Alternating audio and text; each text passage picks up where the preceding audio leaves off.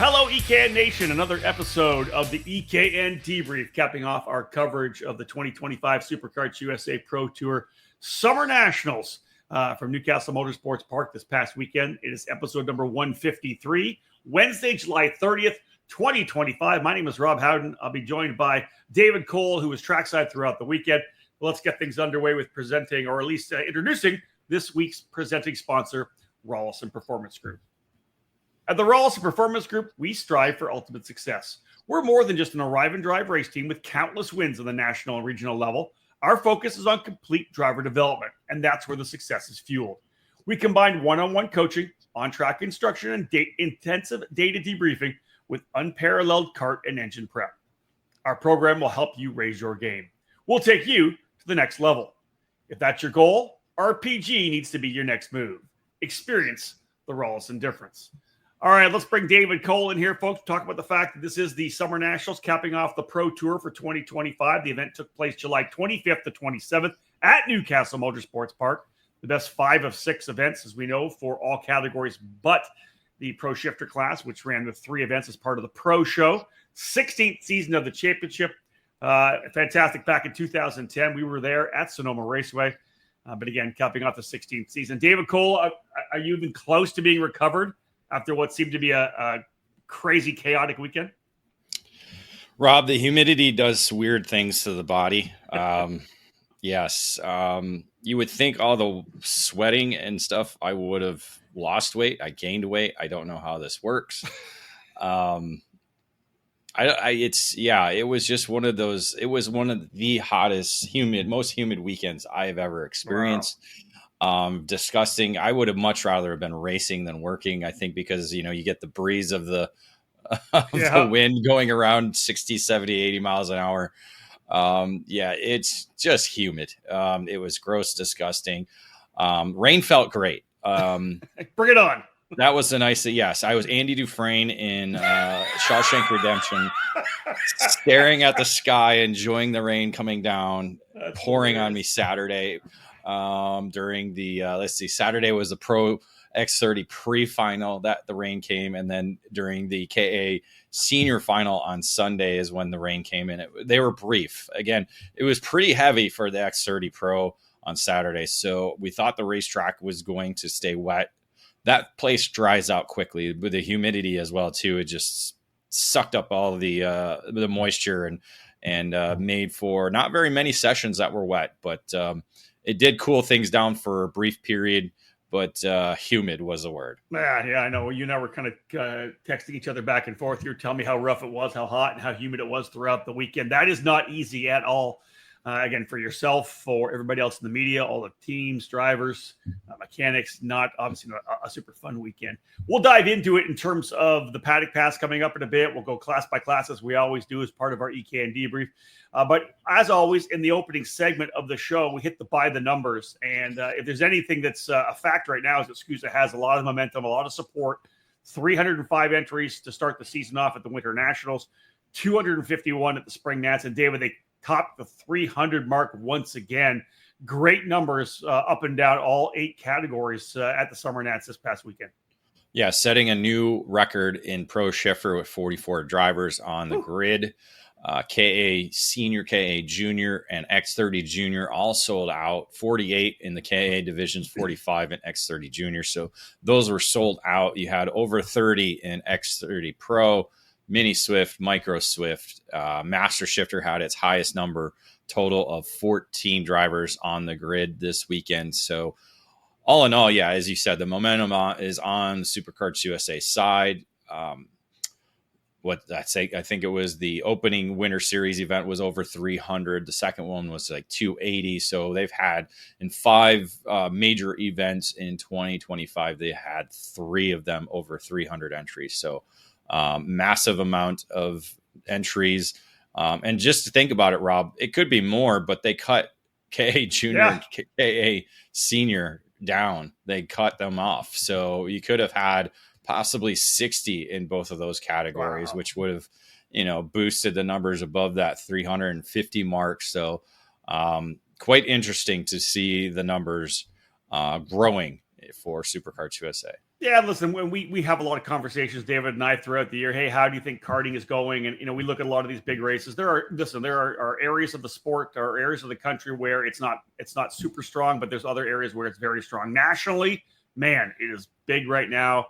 The three big national programs, SCUSA, USPKS, and Stars, all getting fantastic numbers. So nationally, it's fantastic. As we know, when we get to the CKNA Grand Nationals at Newcastle at the end of September, that kind of grassroots-based Grand National event, it's going to be massive as well. So there is great numbers. Good to see it for Superkarts USA. Good to see it for national level racing. And it's big, of course, as we know, for the industry as well, because there are a lot of people that make a living in karting, and big numbers mean people are working, and that's a good thing. All right, let's go to our first break. Episode 153 of the EKN Debrief. We're going to dive in, unpack the SummerNationals from the Pro Tour here this past weekend at Newcastle. Stay with us. When we get back, we'll hit the paddock pass. CRG is one of the most iconic brands in the world of karting, with a never-ending focus on winning. Kart CRG USA is the North American distributor for all CRG products. Based outside of Houston, Texas, Kart CRG USA supports CRG dealers across the continent, reaching every corner of North America. The CRG KT5 has been designed specifically for the US market. The KT5 is the perfect fit for X30, KA100, and other tag platforms, featuring the new Aero package and VEN 11B braking system. For cadet drivers, the CRG Black Beer continues to log in victories and championships across the globe, and is utilized in both 2-cycle and 4-cycle competition here in North America. Longtime CRG drivers will be happy to know the CRG Road Rebel, the standard in quality and performance, continues its excellence for those in the shifter kart ranks. The CRG FS4 chassis is the ideal choice for racers in Briggs & Stratton competition, with numerous podium results across classes at the CKNA divisional and national events. From pure racing to karting entertainment, many tracks, both indoor and outdoor, have made the switch to the CRG Centurion rental kart line. 5 different models for both gas-powered or electric engines can fit any track's needs for a new rental kart fleet. Kart CRG USA has a full inventory of rental karts available for new and existing facilities. For more information on the CRG product line, head to kartcrgusa.com, or to inquire about a North American dealer near you, please email us at sales@kartcrg.com.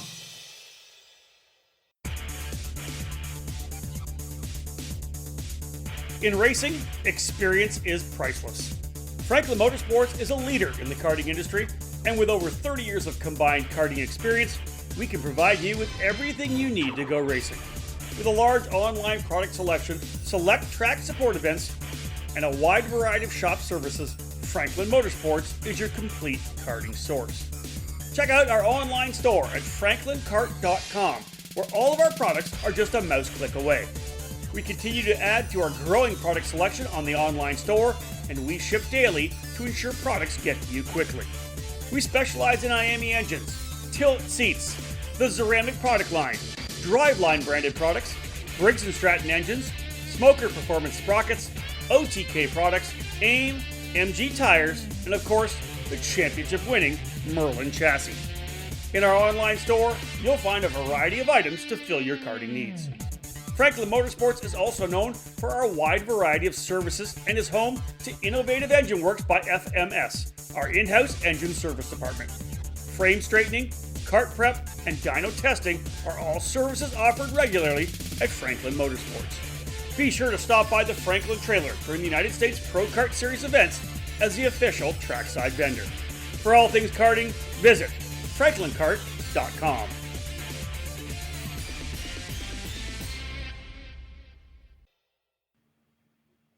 Welcome back to episode number 153 of the EKN Debrief, as David Cole gives us his race report from being trackside at the Superkarts USA Pro Tour SummerNationals last weekend at Newcastle Motorsports Park. A hot, humid, and tough event for sure. And shout out to all the drivers that were able to put on a show throughout the weekend. David, let's jump into the paddock pass here, presented today by Parolin USA. Parolin USA is North America's source for Parolin products. The brand is rich in history and success, dating back to the early 1990s throughout Europe. Today, Parolin is among the winningest brands in the USA and around the world. Carters can head to the ParolinUSA.com website, where the entire chassis line and parts are available to you, with shipping available all across North America within 48 hours. Get on the chassis that's winning. Drive a Parolin. Dave, lots going on here. As I was at Road America for the USF Juniors weekend, I was following all your Paddock Insider stuff. Lots going on. A lot of debuts. There was stuff on display. There was a lot going on at Newcastle this past weekend. Well, let's first start with the on-track stuff regarding the racetrack itself, because this was a new layout for Superkarts USA, utilizing the national circuit with the Monza in the counterclockwise direction. So this was the same layout as Cup Karts North America Grand Nationals last year, but this was the first time Superkarts USA did utilize it for the Summer Nationals. But the biggest part of it was moving the finish line to the original finish line, which is in that short chute right in front of the racer's grill, which, in the past we used to see these major wrecks coming into the final corner, which ironically we didn't have this year. I don't know if it's just because of the way things were shaken out, but no major wrecks there in that last corner for any of the victories, or even for positions behind that. So all in all, a pretty good one with that, because again, in the backwards direction, I love it in that spot. This direction, I guess you could take it either way. I think with the fireworks they had with Newcastle Motorsports Park displaying fireworks for each main event, maybe it would have been better to have it on the Long Pond Straight to have the fireworks displaying as they came down the straightaway. That might have been a little bit better, but again, a different layout this year. Once again, for what was the 11th Summer Nationals. Yeah, big stuff. It was again. I like the different layout. I watched the Pro Shifter race when I got home from Road America. It was fun to watch, and again, I think it's a good layout. Obviously, there's lots of overtaking opportunities. Pro Shifter, I mentioned watching that. David, there was 3 different drivers in the Pro Shifter category. A couple of them making their debuts. One coming off a big race win just outside Indianapolis. Yes, so some debuts. Yeah, we'll get to that one at the end here. Mm-hmm. First off was Diego Ardiles, last year's double junior champion, making his Pro Shifter debut, jumping over to PSL karting on the Burrell Art. A little bit of cooperation between Speed Concepts Racing and PSL. Speed Concepts not diving into the shifter ranks quite yet. Of course, obviously Alex Speed, a longtime shifter driver. But however, they did not, they're not focused on that. They're focused on cadet, junior, and senior competition. But Ardiles did make his Pro Shifter debut. It was really his first time in the kart, having no prior testing. Oh, okay. Yeah. So, I mean, he's been racing locally, I believe, down in Homestead a little bit here and there, but I don't think it was any in shifter programs. So, really good to see. Again, that's, one way of filling up the shifter rank, shifter fields, is getting some of these young drivers moving up to the shifter ranks. And Ardiles did very well. Had Joe White working on the wrenches, a long-time shifter driver himself. Yeah. So the California native came out to work under the PSL tent and gave Ardiles a pretty good ride. And about mid-pack for Ardiles. And again, in his debut, learned a lot throughout the weekend for sure. Nice. Talking about Dalton Haynes as well. He made his Pro Shifter debut. As I said, a couple of drivers making their debut here at the Summer Nationals. Yeah, well, Dalton Haynes we've seen in Pro X30 and KA competition for the last number of years. Jumped on board with now I've forgotten. Was he on the TV cart? Yeah, on the TV cart with Pinnacle Racing Development, I believe was the race team. Yeah, so the Damon, I can't think of his last name, and I didn't pull up the story. I apologize. The mechanic for Ty Fisher over the last few years. He's developed or starting up his own race team and working with TB Kart USA. And so they made its debut. So Dalton was doing both double duty, Pro Shifter and KA Senior. He thought about doing X30 Pro at the same time and doing all 3, but he's glad he didn't make that. He actually wish he would have done X30 Pro rather than KA, just because of the engine program they did have. So Wasn't quite happy with the way KA was going, but he shined when it got wet. So we'll talk about that a little later. So yeah, Pinnacle Racing Development. David, you would have struggled with Damon's last name anyway. Shatrowski? Yeah.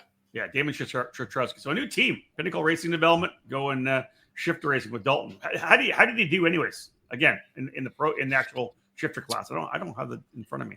Yeah, not exactly the results he was looking for. Okay. I don't believe. Never really was in the top 15 throughout the weekend. So again, learning. It's almost can you expect to do that? Like, let's be real. Like to come in as a rookie to try to run top 15. The level of competition right now in the pro shifter category is absolutely insane. So I think with 44 guys in the field, top 20, I think would be fantastic. Would you agree? And again, talking with him Friday during practice day, it was about muscle memory. Like it's trying to remember, because again, Newcastle, 18 different corners, a lot of shifting, a lot of different, points, a lot different than KA.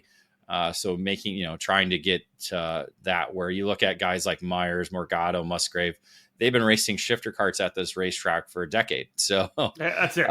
That's it. It's tough. It's tough to do that. It's tough to be competitive against that. So no different than, a USA driver going and racing in Europe. A rookie in this category is definitely a lot to overcome. But again, it would be interesting to see him develop that. I'd like to see him stick with it, get rid of the single speed stuff and stay in shifter kart racing. Yeah, I'm all for that too, man. Let's go racing at the top level. Obviously we've been, you and I have been in shifter kart racing for a long time. I started Shifter Kart Illustrated magazine back in 1998. So, it's always the thing I've always loved and always focused on. And I like seeing the fact that it's kind of taken its position again as the pro category, at least in Superkarts USA competition. David, speaking of shifter kart racing, let's talk about the FZ shifter as well. They had a display there at Newcastle. Yeah, they did. It was a big article we had last week. A lot of social media hits on that with the new FZ shifter brand that is now ready for consumer. Yeah. It's been in development over the last essentially 3 to 4 years with Factory Karts under the Factory Karts umbrella company. And again, it focused on grassroots racing, trying to develop and get people on board with shifter kart racing from cadet, junior to senior. Based around the Yamaha engine platform. You got the 65, the 85, and the 125, and eventually they'll introduce the 250 as well too. So those engines were on display. Justin Stefani from Factory Karts and FC Shifter was there to answer questions. And again, it's gotten some momentum over the last year with a lot of the courtesy rides, I guess, or what do you call those? Test drives. Yeah, they're doing test drives. Test rides at different events over across the country, really, because they've been, Billy Musgrave's taken it all over the place. It was at the Winter Nationals in Houston. They didn't have it at the Summer or Spring Nationals, I don't believe, but I think they actually had some on free rides on Wednesday at Newcastle. So nice. Again, just opportunity for drivers to experience. Now it's ready for consumers. So you can go in and get these engines from FZ Shifter, and they have a unique lease program, which is quite unique to the karting industry. So make sure you do go check that out. They have a new website up online, new social media as well too. So yeah, good stuff. Staying with Factory Karts, one of the things we talked about coming in as well, David, and I think you touched on it, of course, in the Insider was essentially, I think Billy kind of talked about it a little bit in some of his interviews, was they were debuting essentially their V 2.0 chassis, right? They're prepped and ready to go in the same way that the FC Shifter program is ready to go hardcore after the consumers with that new 2.0 chassis. Yeah, and the difference with this compared to the old Factory Kart is this is the first chassis that have been welded in their new and put together in their new Phoenix headquarters now.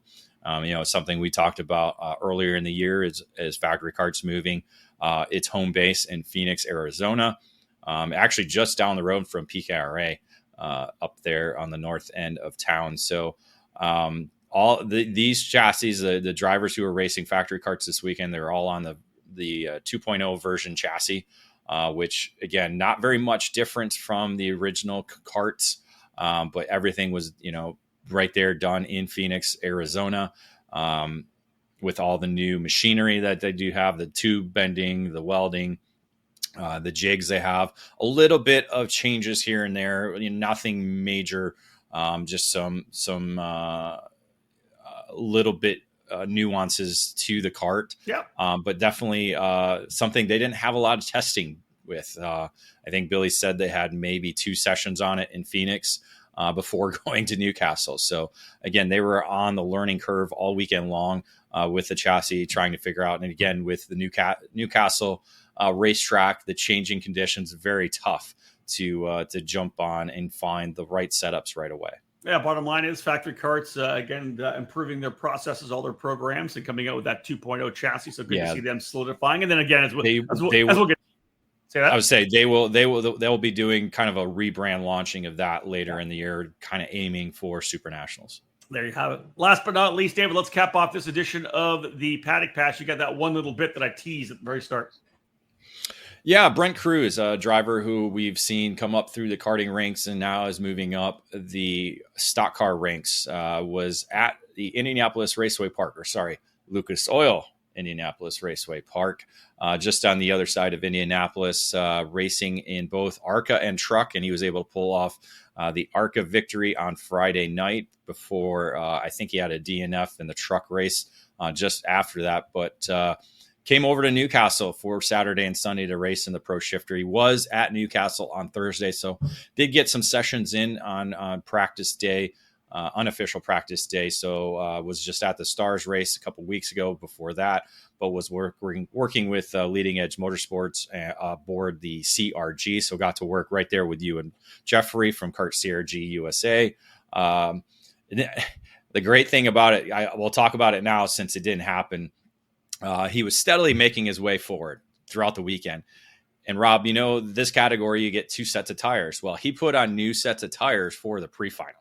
Nobody else did. Love that. Because rain was forecasted for 1:00 that day. So I think it was a good pull try. He definitely got up into the top 10, was fast lap of the race in the pre-final. Unfortunately, everybody put their new tires on for the main event, and he kind of went backwards in those first couple of laps and eventually pulled off for a DNF. So it was a great try. Definitely, talking with him, he had to get himself back into the rhythm of a shifter kart. It's certainly, just like we talked about with Ardilas and Haynes, it's certainly something you need to work at. And so maybe we'll see him further down the road in another shifter kart race. No, qualified 13th. So that's solid for him, man. Good to see him back. And again, I had a chance to actually watch some of that ARCA race on Friday, and it was good. He made a nice pass, obviously a little bump and run at the IRP and coming away to the victory there. So great job for Brent. Good to have him back running the karts as well. Time to go into our next break, folks. We're done with the Paddock Pass. Time to move into the race report. We'll start with Pro Shifter and Pro X30 after this break. There's a new hot button name in American safety equipment, Stilo USA. Every product with Stilo is focused on safety, comfort, and function. Stilo USA is happy to provide you with the proper safety apparel to keep you protected on the track, and their karting lineup is second to none. New to the product lineup is the Stilo Carbon CMR karting helmet. Designed to revolutionize your karting experience, this carbon fiber crafted helmet is among the lightest on the market, without compromising on safety. The Stilo ST5 KRT karting helmet is manufactured using a lightweight and extremely strong composite material. The KRT provides an excellent fit and comfort level due to its dual-density interior foam lining, and it's equipped with a symmetrical visor that offers excellent vision and an effortless central visor locking system. The Stilo ST5 CMR standard was developed jointly by the FIA Institute and Snell Memorial Foundation to ensure safer and lighter weight helmets for younger karters. Drivers rave about the superior comfort levels, lightweight construction, and the unparalleled field of vision that is perfect for the youth helmet line. Stilo didn't stop with their helmets either. The newly developed Carbon Curva rib protector is unlike any other on the market, with a form-fitting solution to offer superior protection. The Carbon Curva 8870 version is FIA homologated and includes a chest protector. Head to stilohelmets.com to review these products and many more to keep you safe on the track. Stilo, any competition, one helmet.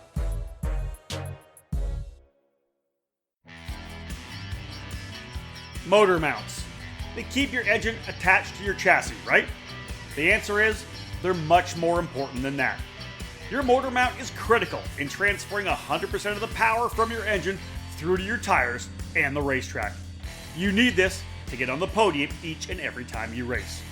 Odenthal Racing Products is here for you, providing the best motor mounts on the karting market today, all designed to make sure you're using all the horsepower you pay for. Odenthal Racing Products is a family-owned and operated business with decades of karting experience in providing products with unmatched quality and value for our racing community. The Pro Series mount for 2-cycle engines, which is available in 0, 5, and 8-degree inclinations, provides a rigid structure to help keep vibration to a minimum without adding too much weight to your setup. The 4-cycle Easy Set system is one of the most popular mounts for the Briggs & Stratton 206 power plant. Multiple mounting holes provide the most adjustability depending on your chassis and seat placement. To ensure a tight fit to your chassis, our ORP wedge clamps get the job done, and they feature a number of design updates to provide a lower profile and lighter weight. The clamps are available from 28mm to 32mm in both standard and Euro style sizes.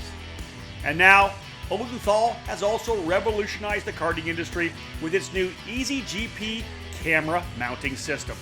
Designed to mount anywhere on your chassis with 1 or 2 cameras, the ORP Easy GP camera mount is your solution to capture that onboard winning moment.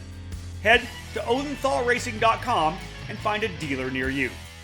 Odenthal Racing Products, proudly made in the USA. Welcome back to the EKN Debrief as we unpack all the action from this past weekend Superkarts USA Pro Tour Summer Nationals, the final event of that program. Champions all now locked and loaded. Jumping now into the race report presented by Comet Kart Sales. History, success, family. These are 3 words that describe Comet Kart Sales, one of the longest tenured karting businesses in the United States. The family-owned operation is located just outside Indianapolis and has provided karts, parts, and services for thousands of racers in their near 6 decades of business. Their brand new, updated online store features everything you need, and they are continually adding new parts to their product line. Make sure you head to CometKartSales.com or call them at 317-462-3413 to be part of the Comet Kart Sales family today. All right, David Cole, let's get into this here. You were trackside, and by trackside, I mean on the racetrack. You popped up on the Kart Chaser broadcast a number of times as you were taking a lot of video, as we know, that got its way up to our social media. Let's go to Pro Shifter, presented by PSL Karting. And as always, I'll lay out the headline. You fill in the gaps and tell us what happened. Here is the headline for Pro Shifter. Formal earns first win with GFC as Musgrave accomplishes first Pro Tour title. Yeah, a lot to unpack, so we'll try and do this quickly. Qualifying began on Saturday for the one round. Again, one round over the 2 days.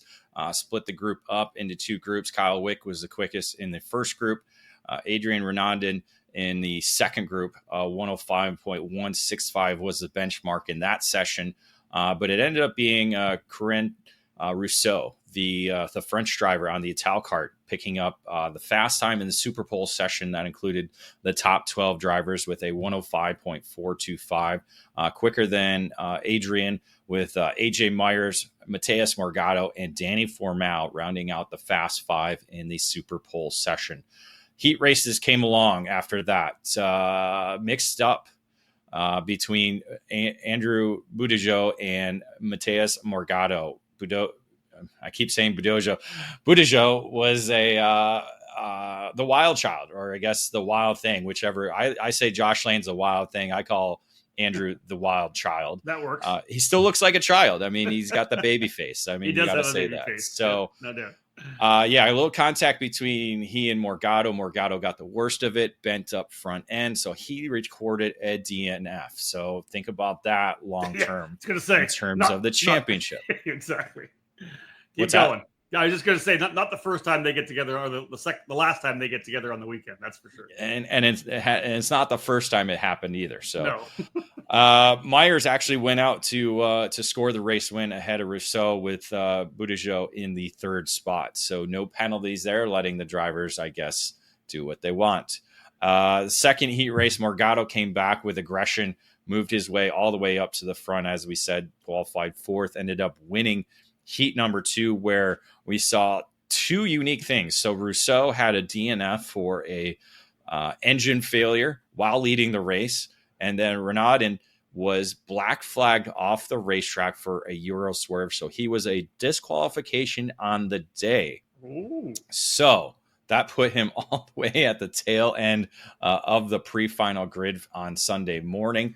We'll talk about that a little bit later. So it was Morgado, Myers, and Formal that were top 3 in heat number 2. So that set up the pre-final grid with Myers on the pole, Formal on the outside, Buttigieg third, Josh Conker, a championship contender, up to fourth, starting fourth in the pre-final, with championship leader Jay Irwin in fifth and Kyle Wick in sixth. So again, that's the first we've heard of Conker and Irwin, who came in first and third in the championship chase. Pre-final went on Sunday morning. Trying to think back to it, not too many fireworks in that event. It really was kind of just Buttigieg getting away from the rest of the field from the pole, from third position. That's what it was. Myers had the lead and retired. Was leading the race, had a brake issue during the race, pulled off the racetrack just after the halfway point. So again, Myers on the outside looking in on the championship, a notch to his belt as well. So again, a lot of issues surrounding this championship where there really wasn't a driver that kind of stood out as the leader coming into the championship as unique, Rob, because it was only 3 points difference at the end of the pre-final, where we saw Buttigieg win the race, Formal second, Morgado third, Musgrave fourth, and then Rousseau coming up to the fifth spot. He actually started back in the sixth position, despite that I'm looking at the wrong grid. Anyway, I don't want to look that up. Yeah. So again, it's just chaos. I mean, it was hard to follow everything that was going on in this event. So let's get into the main event. Coming into the main event, it was a 3-point difference between Irwin and Musgrave. Irwin had the lead by 3 points. So essentially it was every position mattered between these two drivers. Head to head. Yep. Head to head. Second lap of the race, just after they got going, it was a good lead pack. Irwin was part of it. There was probably about 10 drivers. They were all mixing it up. Good little battle over the first couple of laps. Irwin came off I-70 with no power, pulling off to the side, engine failure, ending his hope at a championship. Yeah, so it's tough to see. That essentially handed the title to Musgrave, who was kind of in that mix, but really wasn't a factor throughout the race. Maybe could have finished top 5, but eventually ended up finishing back in the 7th position. So really the title was decided as long as Musgrave stayed on the racetrack, didn't record a DNF. There was an opportunity, however, for Morgado to slide in and get the championship. If he won the race, I believe that's where he had to finish. It was either first or second, I think. Morgado could have defended and won for a second straight year. Well, the race ended up being early fight between Buttigieg and Morgado for the lead. Rob, you probably saw more of it than I did because I probably did, actually. Yeah, I'm posting videos and doing this and doing that, and I was on the far end of the racetrack.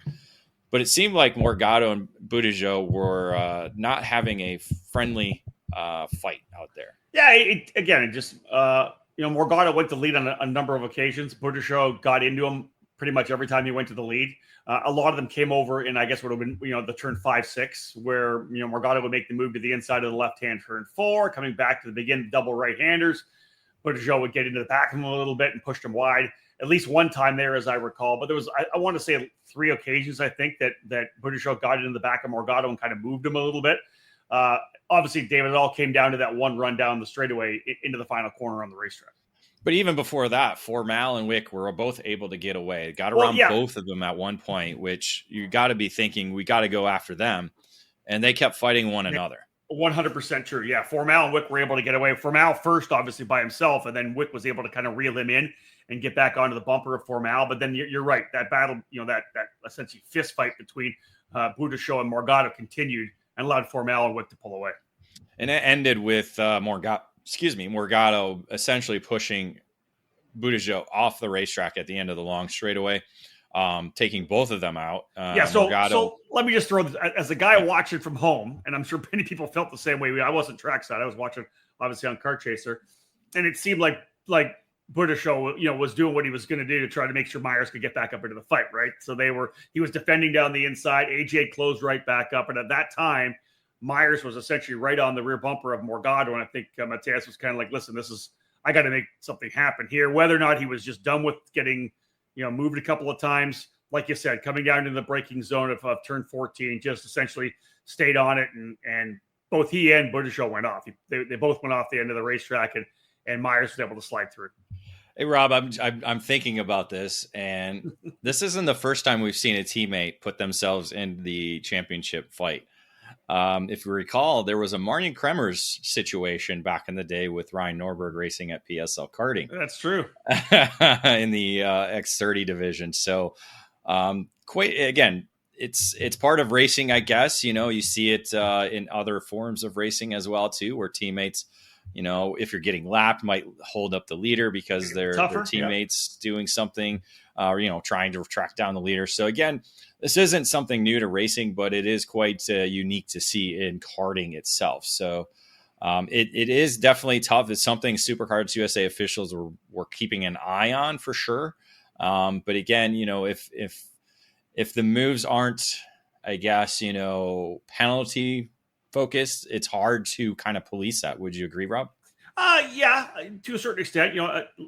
You guys said that who was it? Was Renaudin actually was black flagged off the track for his incident on track. They probably could have did the same thing. Again, I'm not part of race control. No doubt about it. Morgado eventually took the matters into his own hands. Right? He figured this was the way it was, and he decided he was going to take care of it. Yeah, it's tough. So again, so that fight essentially allowed Formal and Wick to get away. Towards the end of the race, Wick kind of closed in on Formal. Formal actually said engine was starting to overheat. So maybe did you see the temps? He said 200. Yeah. Yeah. He posted the micron up on social media, and those temps were high. Yeah. He's lucky he got to the end. So Formal and Wick battled over the last couple of laps. Formal was able to hold him off, and it became a GFC 1-2 finish. With Formal picking up his first ever SummerNationals victory in the Pro Shifter category. Wick finishing in the second spot. Rousseau was able to earn the third spot on the podium, beating out AJ Myers for that position. While it was, I can never say his name right. I know. I just say Renaudin. The driver for Velocity Racing on the Sodi kart. An amazing drive for this guy. So as we talked about, started the pre-final last. Was able to go from 44th to 9th in the pre-final alone. Oh, man. Started 23rd in the main event and drove his way all the way up to the 5th spot. So a gain of 53 positions in the two races. So an amazing drive by the Frenchman to close out the SCUSA Pro Tour. And again, it started tough for him. A DNF at the start of the main event in Houston, where I believe he was on the either front row or starting second row. Yep. So didn't even complete a corner in that race. So he's picked up a couple win here in the U.S. So definitely keep an eye on him as a possible contender at the SuperNationals for sure. Dave, another driver making a move up in the main event was Gavin Bailiff. Yeah, Bailiff ended up going from 21st to 6th with fast lap of the race. So a great drive by the Winter Nationals winner. Again, 3 different winners on the year, with Bailiff winning in Texas, Josh Conker winning in Ohio, and now Formal winning at Newcastle. So yes, so Bailiff ended up finishing in the 6th spot. Musgrave ended up finishing in the 7th position, and that was enough to get him his first ever Superkarts USA Pro Tour Championship. beating out AJ Myers by 50 points. So Myers able to move up into the second spot. Josh Conker just not able to find the pace to be able to battle up front and get those points he needed. Ended up finishing the standings in the third spot, 52 points out of the lead. Kyle Wick with that runner up moved himself into fourth, 99 points back, while Mateus Morgado ended up finishing in the fifth spot, 104 points back. I want to say, I think he did finish in the race in fifth spot, but got the a 5-second penalty. I'm double checking that right now. 5 seconds. Yep. Looking to see where he finished. Yes, it was. Nope. He finished 6th on the racetrack then. Okay. Nope. Where did he finish? Finished 7th. Sorry. Finished 7th on the racetrack. So Musgrave was 8th, crossed the line, moved up to 7th after the penalty to Morgado, which was for the incident involving Buttigieg. Hey, listen, you got to cap off this segment just with giving the props to Billy Musgrave as well. I was there through the Superkarts USA Pro Tour or Pro Moto Tour, the early days from 99 through to 2005. And then, of course, now, the 16th season of the SKUSA Pro Tour in this iteration, of course, under the ownership of Tom Kutcher and the family. We haven't seen a driver who has essentially won a championship like this on a chassis of their design. There's just so many levels of cool for Billy Musgrave coming away with this championship. Yeah, first champion in the headline division on American-made chassis. So that is unique. The oldest pro shifter champion by far. Because I don't think Rick Driesen back in 2015 was this old. So probably the same age as Billy actually right now. So so those are two unique facts. And again, it's something he's been striving for 11 years. He came in and won here at the SummerNationals back in 2015 on the Praga chassis, raced a different number of brands. And has, this is his baby. The factory kart brand is his baby. And to be able to do that. And again, as I said, one of the oldest champions in the headline category, just goes to show the amount of work needed to be able to be at this level. Agreed. Yeah, 100%. And again, just a big shout out to Billy Musgrave and the whole factory kart team for coming away with that championship. Let's move to Pro X30, presented by Kart CRG USA. Here's the headline. Ramos scores breakthrough victory as Garrison escapes with championship. Yeah, again, a lot to unfold and unpack here in this category. Let's begin with the Saturday action where Diego Ramos began as the driver to beat, a 107.989 to set fast time in qualifying. Unfortunately for him, rain came in the pre-final. This is when we had heavy rains come down during the pre-final. He was leading at that point, but did go off on the racetrack due to the rain, but was able to continue on. Meanwhile, up front, it was Blake Nash who came up to score the race win, getting around Canadian Aiden Ingrata on the last lap to score the race win with Chase Hand, a NorCal driver. You don't think rain racer when you think of NorCal, but Chase Hand drove up to the third spot. And again, it was just so unique watching these guys handle, again, the very fast machines on dry tires in wet conditions. A wild one. We got some great images. If I do have time, I'd love to just throw up images of the wet session that they did have. So that's awesome. So, but the thing that started off in the pre-final, which again brought a lot of drama to the championship, was contact at the start of the race between Ryan Norberg and Austin Garrison. Norberg starting third, Norberg starting third, Garrison starting on the outside of the front row. The two made contact. Norberg got the worst of it, bent the steering components on the front, so he was done in turn one. Done for the pre-final. Garrison was able to continue on. He actually worked his way up into the 11th spot during the wet session with a bent axle. So a wild pre-final for Garrison as he continued to motor on despite that contact and the bent axle. So main event time under the dry conditions, Garrison's machine was a rocket. As I said, Finished 11th in the pre-final. He charged his way forward quickly and was a leader by the halfway point. And from there, he went untouched. Blake Nash was the leader, slotted back into the second spot, actually ran fast lap following Garrison on the final circuit. So stole those 10 bonus points. Remember that. Yep. But ended up following Garrison to the checkered flag. So Garrison was able to pick up a second victory on the season ahead of Blake Nash. Diego Ramos, as we said, top qualifier, was able to drive his way up to third on the podium ahead of Paulie Massimino, with Chase Hand slipping back into the fifth position. Man, listen, again, you talk about the fact that you come into a weekend like this, David, and you know that the championship's up for grabs, getting those wins that you need. That was obviously a huge turning point in the championship when it's all said and done. Yeah, Norberg ended up driving all the way up to 12th. Did have, I believe, a pushback bumper penalty, but got overturned. So ended up finishing in the 12th position. So the championship going into Sunday was Garrison leading the overall points. He had an 80-point lead over Ryan Norberg. You factor in the drop, it becomes a Ryan Norberg championship by 36 points. So you go into the Sunday action where neither of them were at the front. It was the Diego Ramos show. Diego came through with a 108.009, setting a near identical fast time in qualifying to what he did on Saturday to set the to lead the way.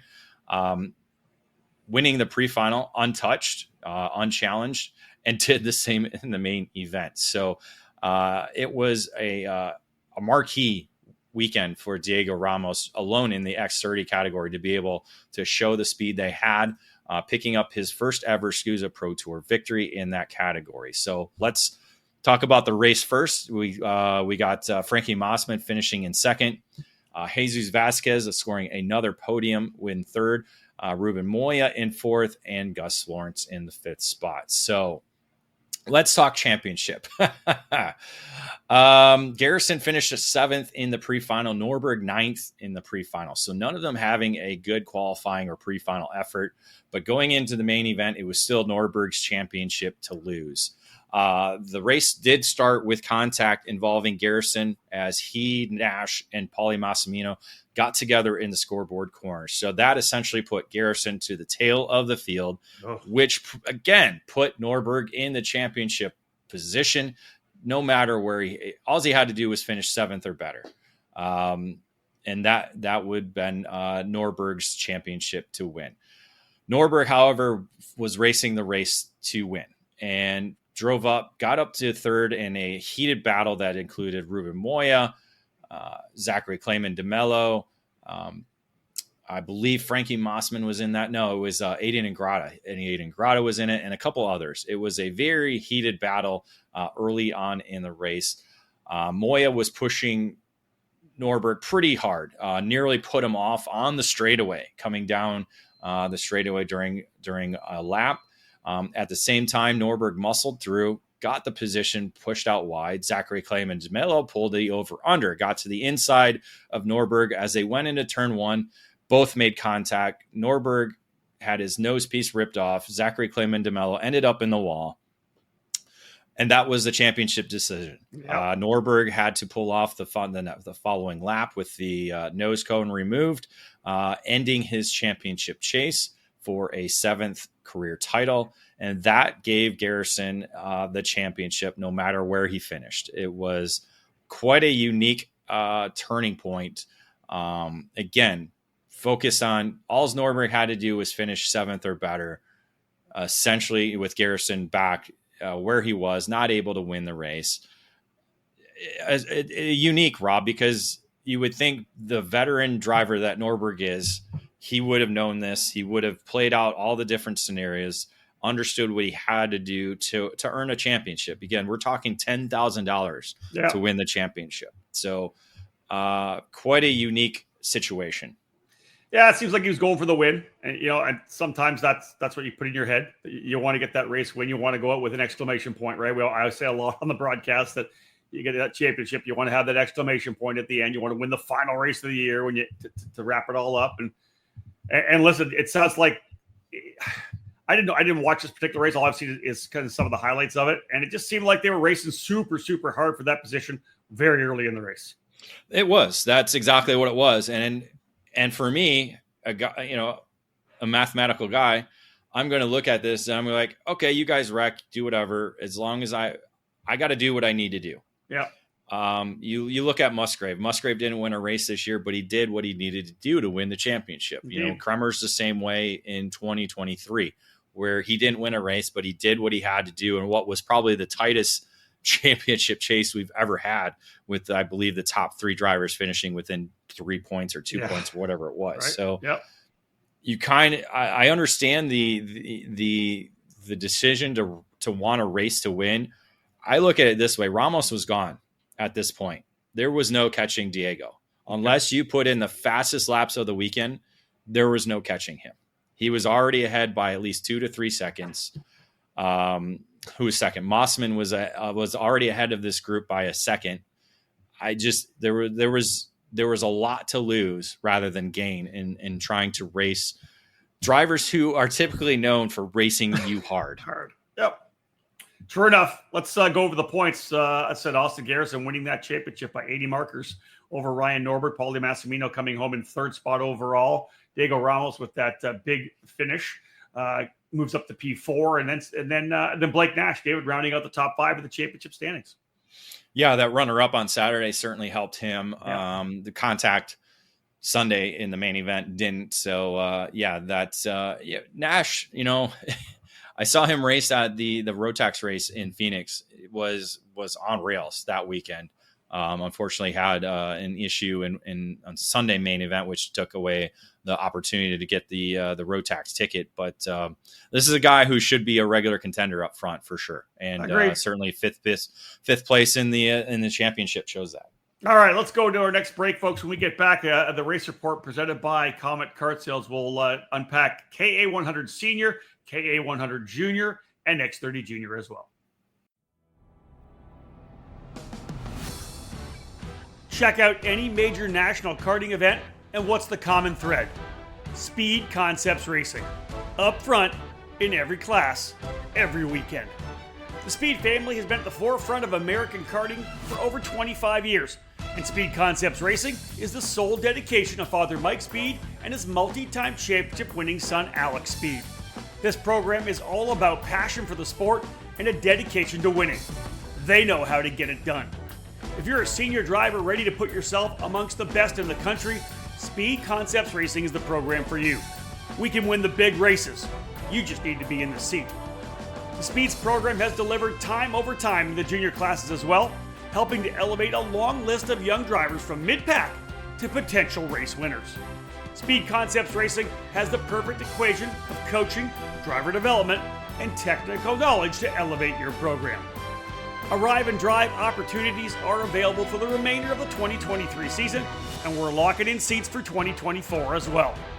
If you're ready to take your career to the next level, contact Speed Concepts Racing through email at speedconceptsracing@gmail.com.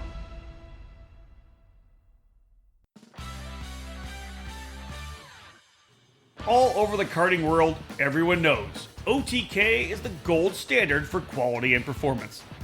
In the United States, OTK USA is the source for all things OTK. 8 brands under the OTK USA banner are winning races and championships across the country in national programs like the Rock Cup USA Florida Winter Tour, the Challenge of the Americas, the SCUSA Pro Tour and Winter Series, the United States Pro Kart Series, and even more programs throughout the country. And OTK products are also front and center on the podium of club and regional races from coast to coast. Tony Kart, Cosmic, Esprit, EOS, and Red Speed have been joined by the Gallard, LN Racing Kart, and CS55 brands. To learn more about a specific product line or to find the OTK USA dealer near you, visit otkusa.com. Specific chassis territories are still available, so kart shops interested in adding a winning component to their product lineups can contact OTK USA directly. OTK, the gold standard of karting. Welcome back to episode 153 of the EKN Debrief. Rob Howden alongside David Cole as we wrap things up for our EKN trackside coverage of the Superkarts USA Pro Tour Summer Nationals, which was held at Newcastle Motorsports Park last weekend. Of course, capping off the championships, crowning all the title winners. Let's jump in now into KA 100 Senior as we continue with the Comet Kart Sales Race Report. The category brought to you by Nash Motorsports. Here's the headline. Ramos locks in career first title with weekend sweep. It was a weekend sweep, and Wow. He went essentially untouched until the final race of the weekend. So Saturday was fast time in qualifying, a 1:11.406. Went on to win the pre-final ahead of Paulie Massimino and Colin Lloyd, while in the main event, it was a wire-to-wire win. Winning by 0.9 of a second over Colin Lloyd. So a good return to the KA category for Colin Lloyd with Velocity Racing on the Sodi kart. Paulie Massimino finishing in the third spot ahead of Eli Warren and Donovan Bonilla to wrap up the top five. So Saturday was just a dominating performance by Ramos, who clinched the championship on Saturday. The only driver to do that in the 7 categories that had 6 rounds of racing. So wow, that's impressive. A very big statement for him in PSL karting. Well, listen, after what you talked about from Sunday, Dave, it just seems like the PSL karting crew and Ramos just had that barrel art machine dialed in. It was dialed in, continued on Sunday, a 1:11.567 to lead the way in qualifying. And then again, another pre-final win ahead of Colin Lloyd and Oliver Hodgson. However, in the main event, this is when the rain came on Sunday. So the KA Senior main event saw the rain come down about the halfway point while Ramos was leading. He kept the kart up front, however, was joined by Oliver Hodgson and Ruben Moya. So the British driver and Spaniard driver putting the challenge to Ramos on a wet track with dry tires. Rob, this was probably the most fun everybody had watching a race because it all happened at scoreboard corner. That is where Hodgson would try to get by Ramos, diving to the inside, not being able to find the grip, but holding on just enough to not go off the racetrack while Ramos pulled the over-under and kept rolling on. I love it. Moya did it a couple times as well, too. He came from third, trying to get both at one time, nearly going off the racetrack. I believe there might have been a little bit of side-by-side contact at one point, but Ramos was able to fight both of them off. A great little battle in the rain, fun to watch. These guys handle the conditions that it was, while Ramos completed the sweep, holding both off, scoring the victory by 0.3 of a second to put an exclamation point on his championship weekend. That's it right there. The exclamation point I talk about. I always want to go out on a high note, and obviously a dominating weekend. As you said, Ramos locking things down on Saturday, comes back for another win on Sunday, almost 0.4 over Hodgson, Moya. Brandon Lemke ended up, David, in 4th spot. Dalton Haynes, again, you talk about him doing double duty, comes home P5. Yeah, again, they were the drivers knifing their way up through the wet conditions, and Lemke didn't wear that green suit then. I think it was another session where I recognized the old green suit that he's been wearing since he was a junior driver.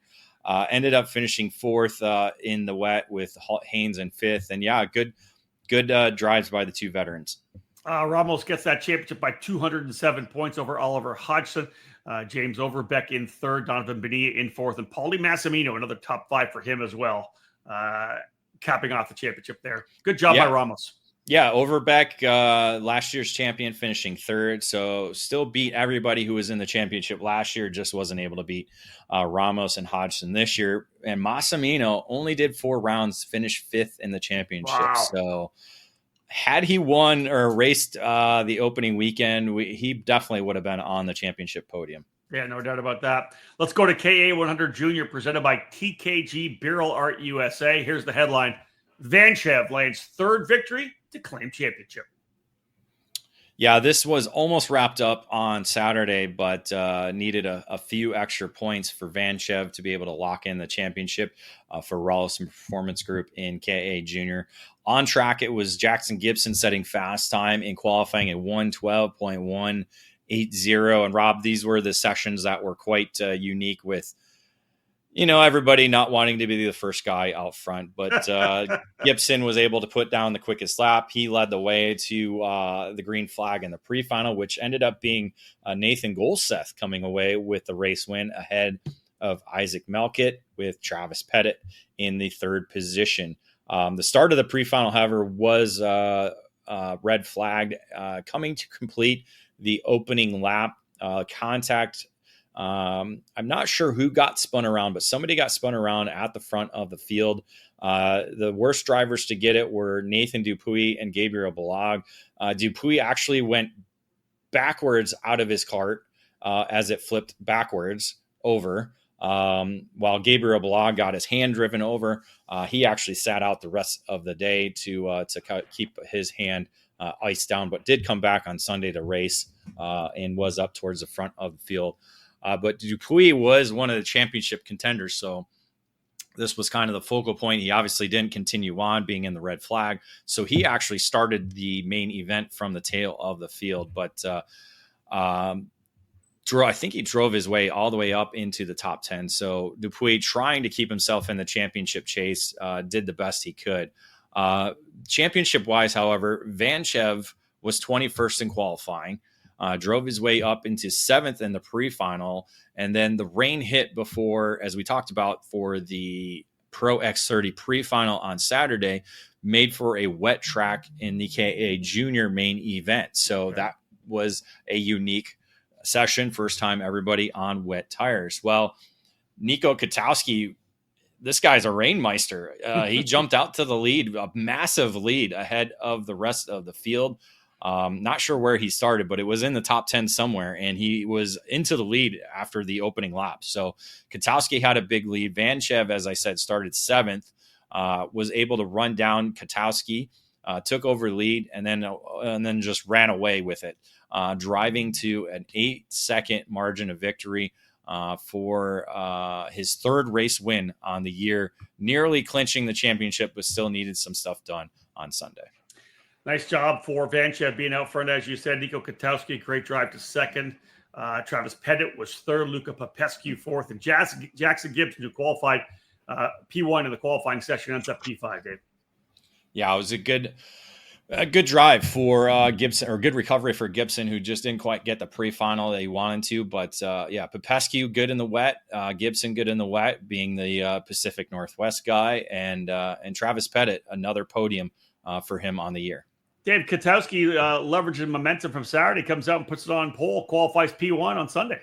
Yeah, again, one of those sessions where nobody wants to be the leader. Katowski was able to put in his fast lap, came away with a 1:12.672 to lead the way in qualifying, but it was Travis Pettit coming through with the race win in the pre-final ahead of Katowski, with Isaac Malkut right there in the 3rd position. Speaking of qualifying, Vanchev was actually wrecked coming to the checkered flag while completing the qualifying session. So he actually started 44th in the pre-final, worked his way up into the 13th. Essentially, he locked in the championship after the pre-final. Dupuis needed to get some points to be able to keep himself mathematically in the hunt.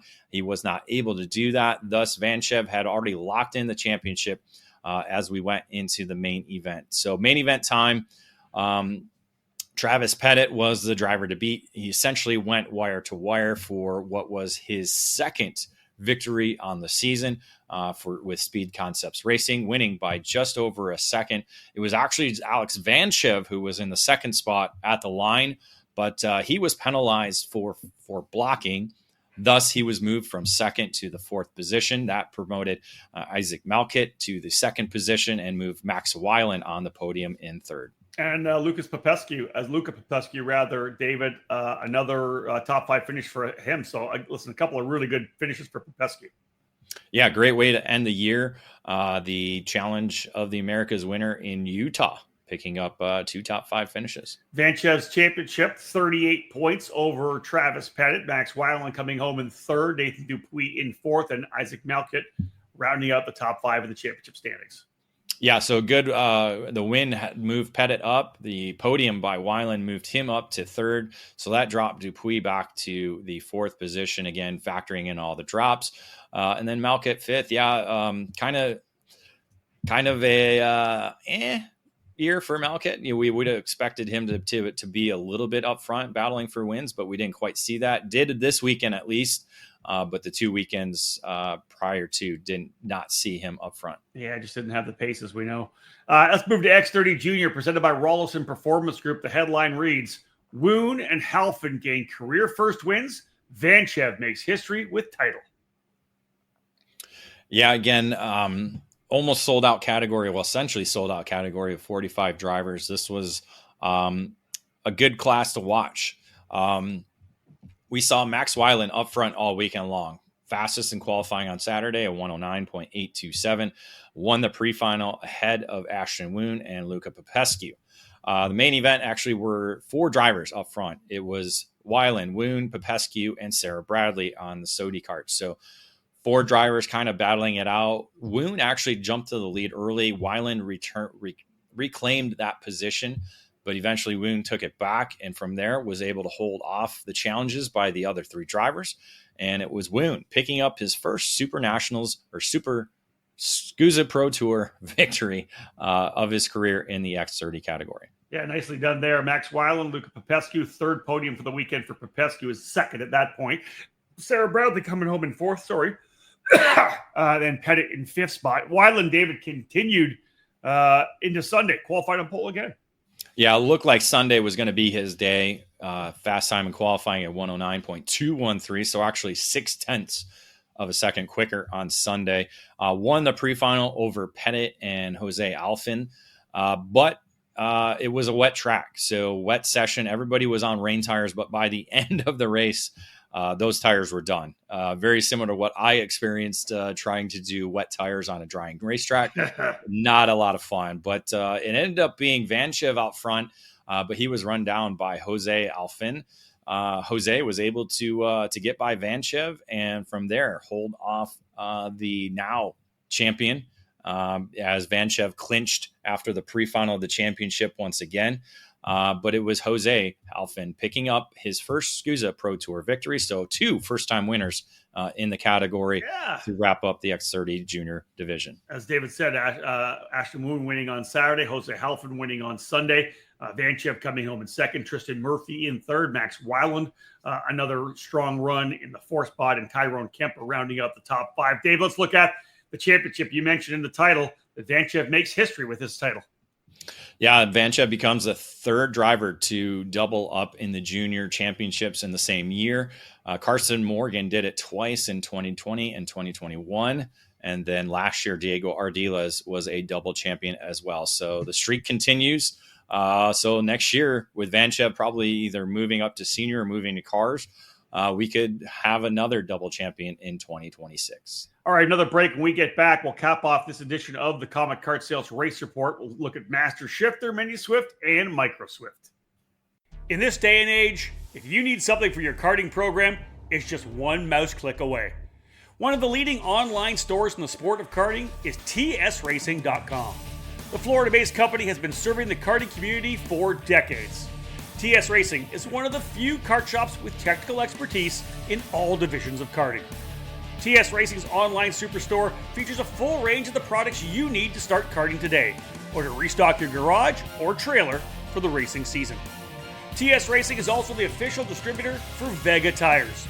For dirt, road racing, sprint, and the most popular 4-cycle tire with Cup Karts North America, a wide range of Vega compounds and sizes are available for your karting needs. Head over to tsracing.com today or call 352-793-9600 to learn more about the Vega tire brand or the many products that they have at TS Racing.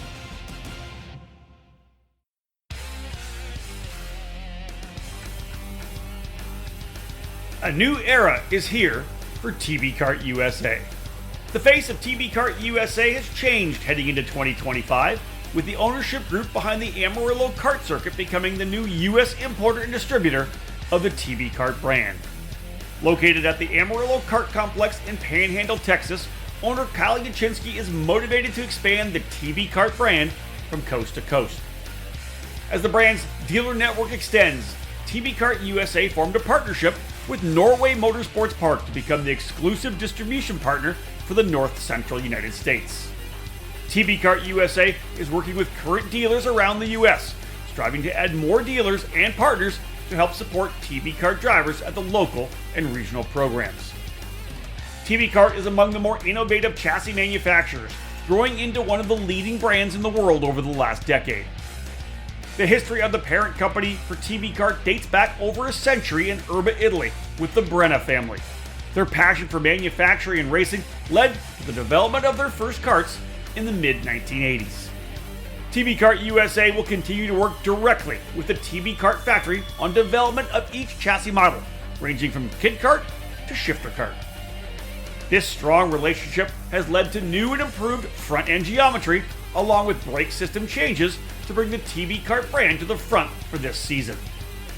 The globally recognized TB Kart rental kart product line, featuring 5 different models, is also available through TB Kart USA for tracks to utilize here in the US.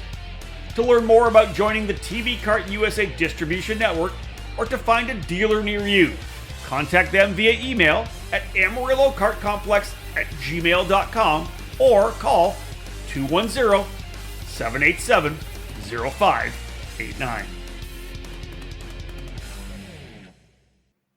Welcome back to episode 153 of the EKN Debrief, getting through our race report from the Superkarts USA Pro Tour Summer Nationals, capping off their national program at Newcastle Motorsports Park last weekend.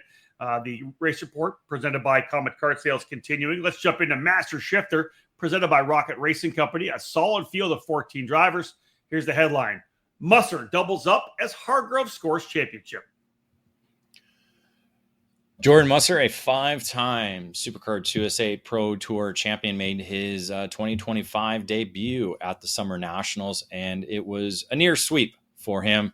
Did double up on the weekend in the win column. It was a sweep on Saturday, a 106.710, set fast time in qualifying, coming through with a pre-final win ahead of local driver Tim Hollowell, with championship contender Scott Priesty in third.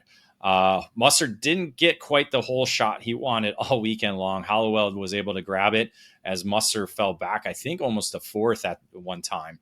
But by lap 3, Musser was back into the lead, and from there was able to drive to a 1.2 margin of victory to score his first win of the 2025 season. David, in the preview of the Outlap podcast, we talked about the fact that we knew Tim Hollowell was going to be fast. And obviously, as you're standing right now, he was right in the middle of the hunt the entire weekend. Yeah, was in the hunt, ended up finishing second. John Crow, another local driver now who lives in Indiana, the Crow Show, come up through and was able to score the third spot on the podium. So third in class, first as a Supermaster driver. Scott Hargrove, the championship contender, in the fourth spot on the Ital kart, and then Scott Sketchy Barnes, the defending series champion, in fifth. Let's go to race number, or do you want to go to race number 2 now? It's on Sunday. Well, let's talk about Priesty, who finished third in the pre-final, was up there in the fight for the third spot. Unfortunately, he retired on lap 11 with a broken rear sprocket. So that definitely hurt his championship chances. Needed a good day on Sunday, but just was nowhere to be found speed-wise or results-wise. So, but on Sunday, it was Hollowell who came out with a 106.287 to set fast time in qualifying, and then held off Musser in the pre-final for the race win, with John Crow finishing in the third spot. In the main event, Musser went to the lead on the opening lap after Hollowell got the whole shot. And from there was Musser leading the entire distance, with Hollowell right there on his rear bumper as they ran 1-2 the entire way. Musser picking up his second win of the weekend. Yeah, looking at the championship as well, Scott Hargrove didn't sound like David. He was in the fight for race wins or even podiums all weekend, kind of soldiered through and came home with a fourth and a fifth to get that title done.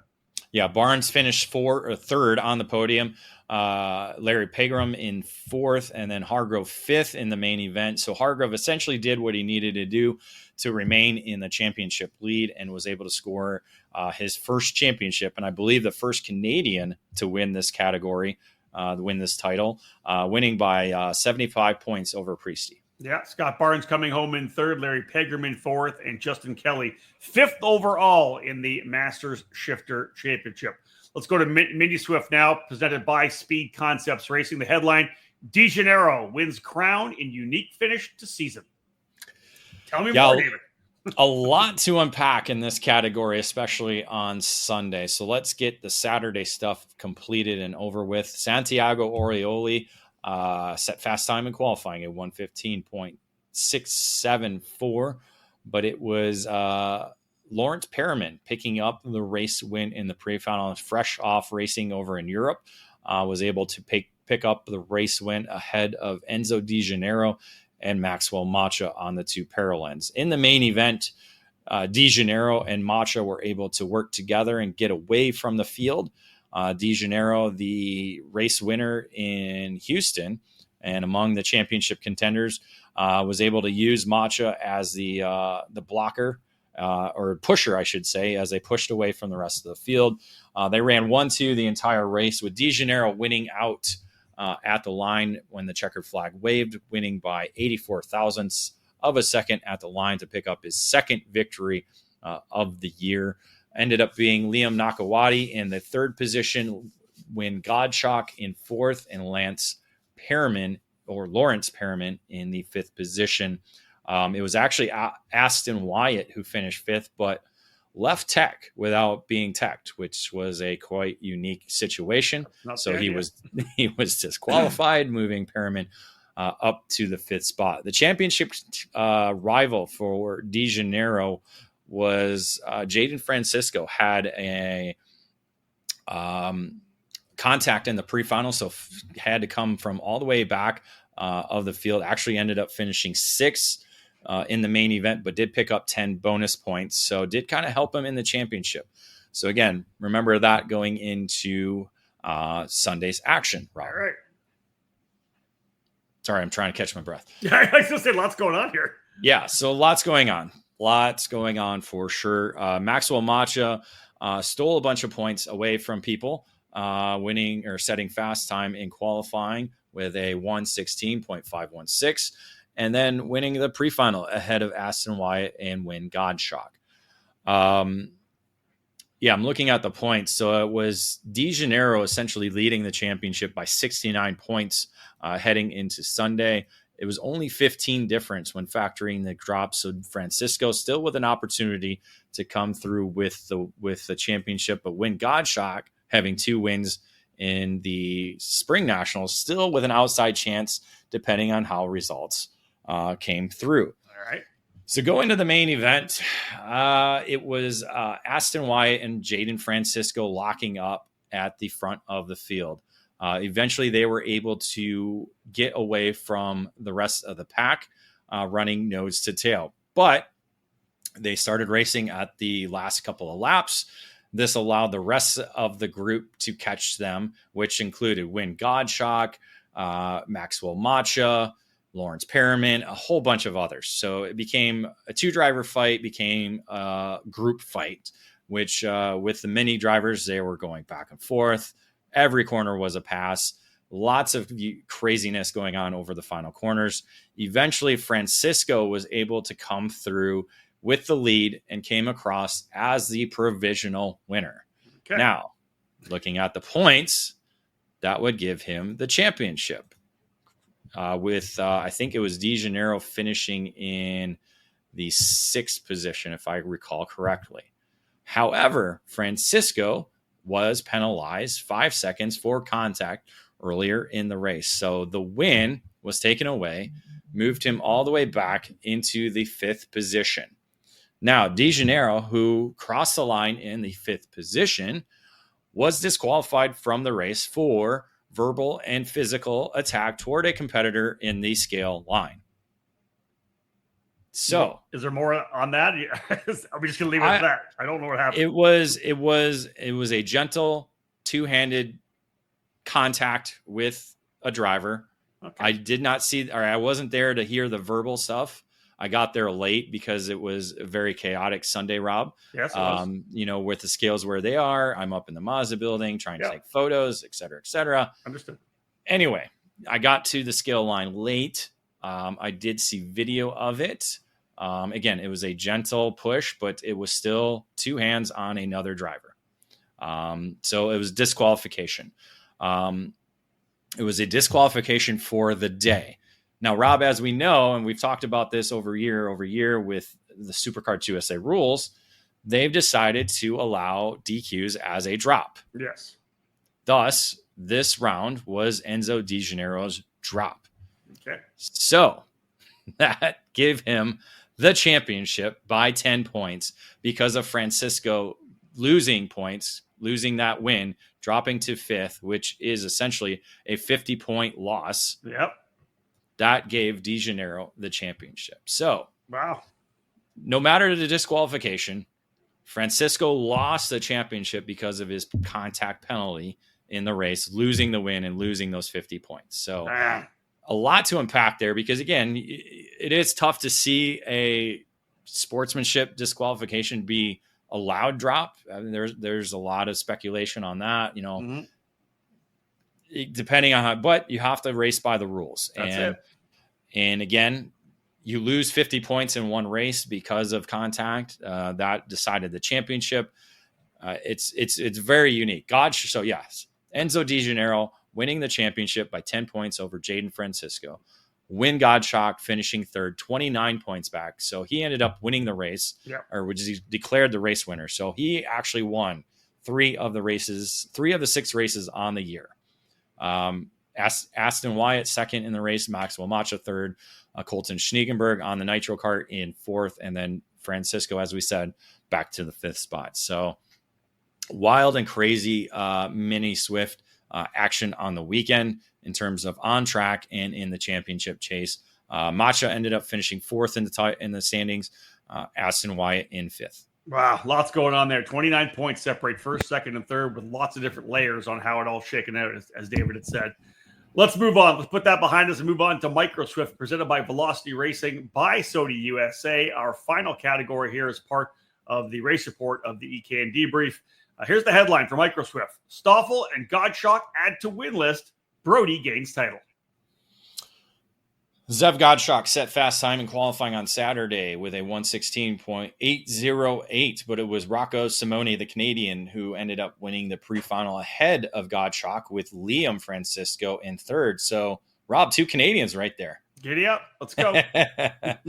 Main event, however, it was Brody Stoffel and Lennox Lockhart who were able to drive away from the field in the main event.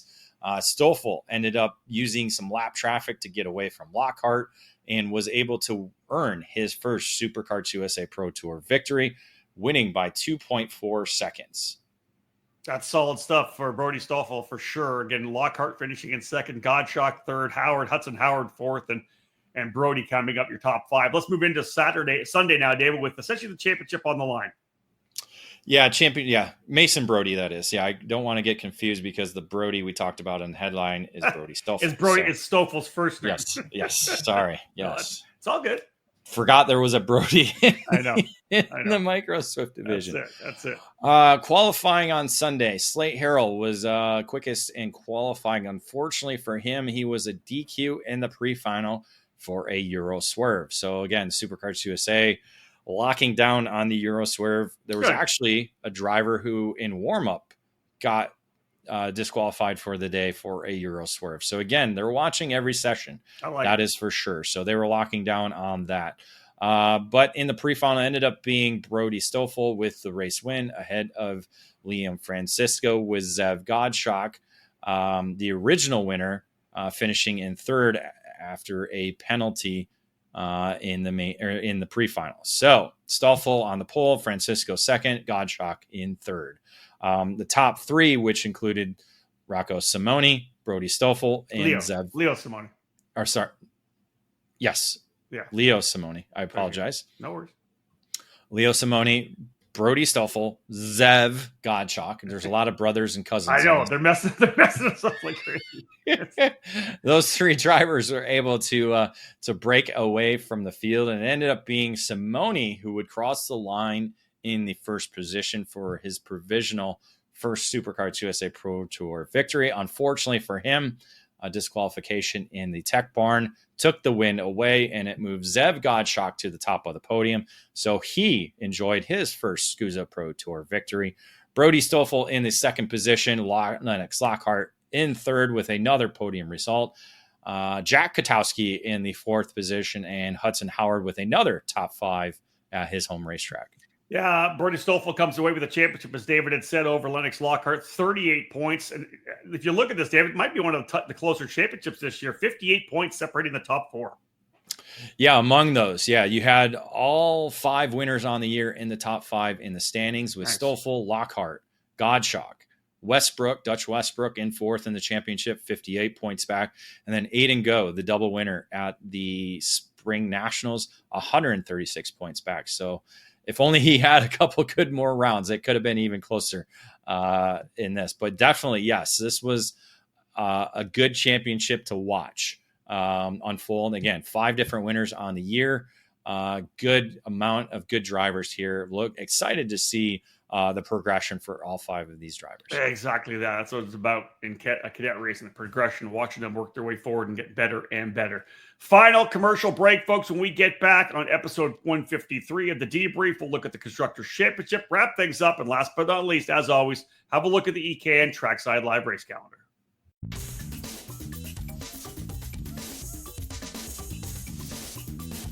Is IndyCar your dream? If it is, for 2024 and beyond, the path from karting to IndyCar has gotten even clearer.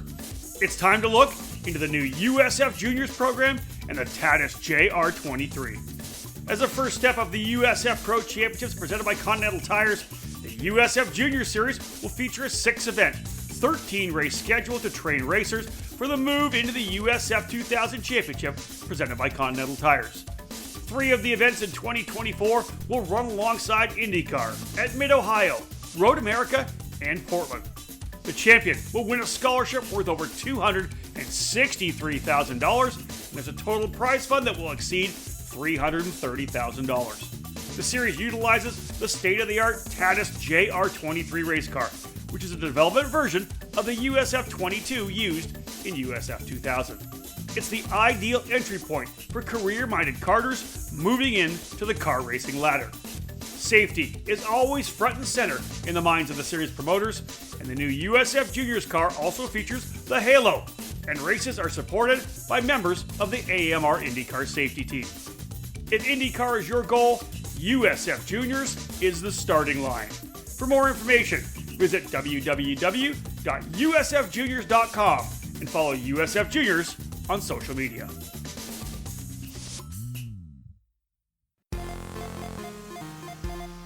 In karting, it's important to be supported by the right people. With over 40 years of experience in the sport, Trinity Karting Group has everything you need to make your program successful. We do it all, and we do it right. We offer trackside support and arrive and drive programs at many of karting's biggest East Coast events, full product sales and service, and professional coaching from our experienced staff. Trinity Karting Group is a full-service operation based at the Motorsports Country Club of Cincinnati, which gives us access to our custom-designed driver training facility. This allows us to offer one-on-one coaching to take you to the next level. From arrive and drive and coaching programs to the parts you need, let Trinity Karting Group provide you with customer service and a racing experience second to none. Trinity Karting Group is an official Kart Republic race team, providing full trackside support at all the major USA karting events, including the SCUSA Pro Tour, United States Pro Kart Series, the SCUSA SuperNationals, and other events throughout the season. TKG has Kart Republic, IAME, MG Novinco tires, and more products in stock for those in Ohio and the Midwest region. Trinity Karting Group has a long history in the sport, a winning pedigree, and we're dedicated to driver development. We take pride in our professional approach and our positive attitude. Let us build a custom race program for you. Give us a call at 513-421-4463 or check us out online at trinitykartinggroup.com. Time to wrap things up for this edition of the EKN Debrief. Rob Howden alongside David Cole, episode 153. This show brought to you by the Rollison Performance Group. Let's now work our way in to the final segment. David, let's look at the Constructors' Championship. 7 different brands scoring wins on the weekend. Led by Burrell Art, 5 wins on the weekend, and 3 from Diego Ramos, 2 from Jordan Musser. An amazing performance for the brand PSL Karting and TKG Burrell Art USA. A lot of karts under the Red Army for sure.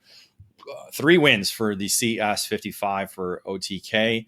One of them being Austin Garrison, another being Travis Pettit. I'm trying to think of the other. Why can't I think of it? Not sure.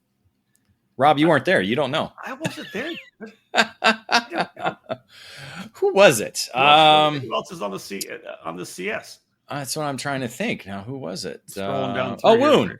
Ashton Woon. Ashton Woon. Woon. There you go. That's right. Ashton Woon. First X30 Junior win. All 3 drivers from the Speed Concepts Racing tent and the CS55. 2 wins for Cosmic, Alexander Vanchev and Jose Alfine. 2 wins for the Bennett, with both of them being a Godshock win and Zev. Mm-hmm. And then we got GFC with 1, Parallel with 1, and Kart Republic with 1. So again, yes, 7 different brands winning the 15 races. Dave, let's wrap things up. You got a number of things down here you want to check off here in the wrap up. Yeah, multiple red flags on the weekend. We actually had our first 2 pre-finals of the weekend begin with red flags, so not a good way to start, made for a long day on Saturday. A couple red flags on Sunday as well. Ironically, the one, I think, major injury we had was not a red flag, and give props to Vaughn Beasley at the start of the pre-final and pro shifter. One of the Magic drivers, I can't recall if it was CJ Bowman or if it was Mitch Lowry. One of them had to have lost brakes because they came in the scoreboard corner, and the only way they stopped was hitting everything in front of them. And One of them was Vaughn Beasley. Essentially got the full cart into the side of his rib cage. So I believe he's got rib injuries, but sat on the racetrack as the race continued and completed. The ambulance came over and took him, and they transported him for the rib injury he did suffer. So our best wishes to Vaughn Beasley as he does recover from that. Let's talk about GFC. Gary Carlton's program, obviously the work they've done. They're seeing a lot of race wins in single speed competition.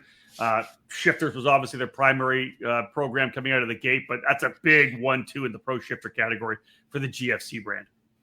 Yeah, first Summer Nationals win for the GFC Brown.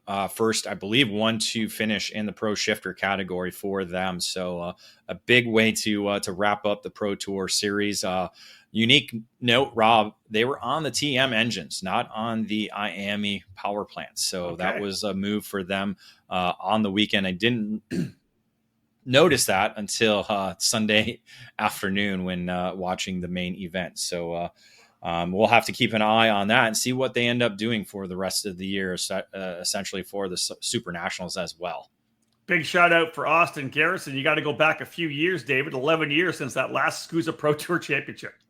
Yeah, if you check out our interview with him on social media, a long 11-year drought for him, but 2 different titles. This is his second Superkarts USA Pro Tour Championship. First one coming in 2014 in the S2 Semi-Pro category with the Ocala Grand Prix crew. Essentially a lot of the same people, especially the Speed family involved in both championships. So again, Garrison not really focused on Pro Tour stuff over the 11 years. Kind of went back to it last year and was certainly all in this year and was able to triumph with his first X30 Pro championship. Yeah, big congrats to Austin on that one. Speaking of championships, you already mentioned the fact that Alexander Vanchev, David, becoming the 3rd different driver to double up with the junior titles. Yes. So as we said, Carson Morgan did it twice in 2020 and in 2021. Our Diego Ardiles with Speed Concepts Racing did it last year. Actually with Rawlins Performance Group and Speed Concepts Racing, as he did a team swap midway through the year.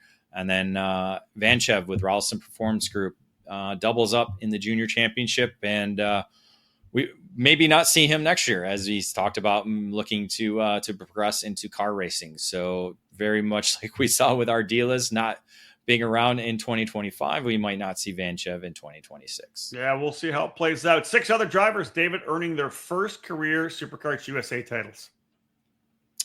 Yeah, I think it should be 5. My mistake with the Garrison. So and Vanchev picking up 2. So 5 drivers picking up first career titles. I guess first career for Garrison in the Pro X30. But yeah, very cool to see. 1 Canadian, right? We got with Scott Hargrove. Scott Hargrove. I think all the rest were USA drivers. So Brazilian Diego Ramos. Yes, there you go, Brazil. So again, a very international flavor with over 300 entries at the SCUSA Pro Tour. All right, let's wrap things up now. The EKN Trackside Live Race Calendar presented today by Sodi Racing USA. What brand is known around the world for its innovation and success? It is Superkarts. The Sodi brand returned in full force during the 2023 season thanks to the new exclusive importer, the karting distribution led by industry veteran Terry Germanovich.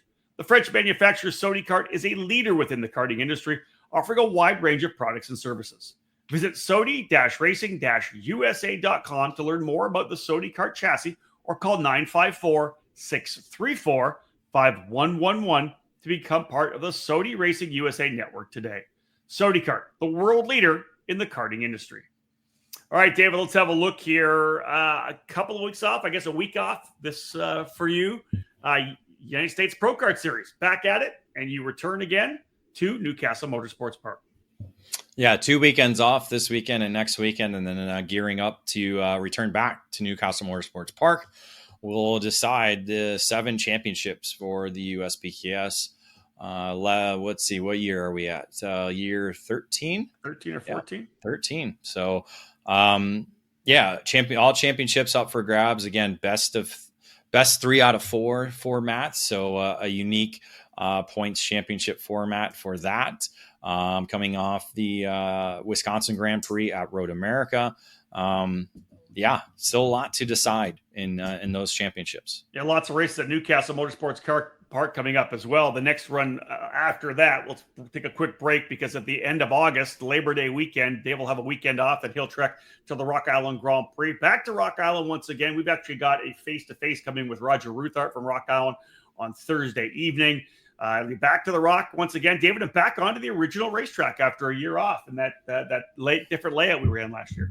Yeah, the 30th edition of the Rock Island Grand Prix, going back to the original racetrack, or at least the original streets. For after last year, we were at the revised racetrack due to the ongoing upgrades to the downtown region of Rock Island, Illinois. So new pavement around probably about half the racetrack. They're going to change up turn 5 a little bit with the new pavement that they do have laid down. So again, every year at Rock Island is unique in its own way, and this year will definitely be unique with the 30th edition, new pavement, but same fun atmosphere that you always get at the Rock Island Grand Prix. Yeah, lots going on as well. We'll talk to Roger on Thursday evening for that. Last but not least, the end of September, Cup Karts North America Grand Nationals 9. You thought last year was big. This year is likely going to be bigger. Back to Newcastle Motorsports Park again. Essentially the single biggest Briggs & Stratton karting event in the world. And it will take place at the end of September, back at NCMP. Well, the biggest single karting event in USA. Potentially, yeah. Last year it was the biggest, over 585 entries. Are we going to hit 600 this year? I think that's their goal. Wow. Definitely going to have to pack them all in the paddock there. You got obviously senior drivers double dutying, some even triple duty. Lots to unpack with that event. Rob, you're getting back behind the wheel. I'm going to run just Legends this year. And David, you're going to take a year off. You're going to actually just focus on the coverage this year. Yeah, I got some commitments home where I will not be able to get down there right away. So, yes, going to get down there once official sessions begin for Friday morning. And we'll have complete coverage all weekend long. We'll have some unique stuff coming too, coverage wise. We're going to have a unique setup down there, hopefully ready to go. Give you some unique coverage as the weekend goes along, especially on Friday and Saturday evenings, because if they're doing schedule like they did last year with some night racing, we'll have some fun with that. Love it. And again, I think the goal for them right now is 600 entries, right? Man, that's awesome. I love it. Well, there you go, folks. That wraps up this edition of the EKN Debrief. Caps off this year's coverage as well, the Superkarts USA Pro Tour. Shout out to all the champions who were able to come away after 3 big races. Of course, Winter Nationals, Spring Nationals, and Summer Nationals. SCUSA, of course, with the focus now on that one big one, the Super Nationals in November, back at the Las Vegas Motor Speedway. Again, looking forward to getting out there for the 28th running of the Super Nationals. That caps things off. Again, big thank you to Rawlson Performance Group for being the presenting sponsor of this episode of the EKN Debrief. And as I said, shout out to David Cole. You busted your ass throughout the entire weekend at Newcastle Motorsports Park. Hot, humid, rain. The coverage just kept coming. So, David, thank you so much for that. I appreciate it. And I know that so many people who were not able to be there able to follow all your coverage as well. Again, that wraps it up, folks. Thanks for tuning in. On behalf of David Cole, my name's Rob Howden. Bye for now.